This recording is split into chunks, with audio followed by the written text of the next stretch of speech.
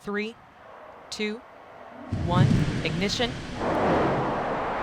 and liftoff of Starliner and Atlas V, carrying 2 American heroes, drawing a line to the stars for all of us.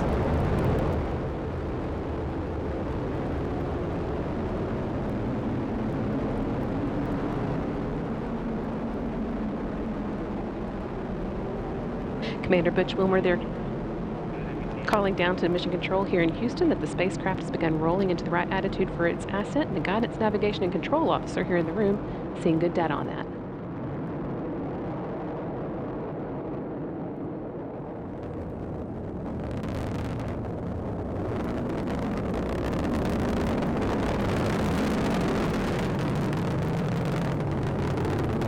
Starliner passing through max Q, or the point of maximum dynamic pressure where the forces of air friction are highest, which in Sunny will shortly be passing through Mach 1, where the speed of sound. That call, good handle from Capcom Joshua Kutrick, indicating that the crew now has the ability to initiate an abort manually if needed.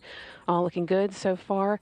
Now 2 minutes into Starliner's flight and coming up on the solid rocket booster jettison at the 2 minute and 40 second mark.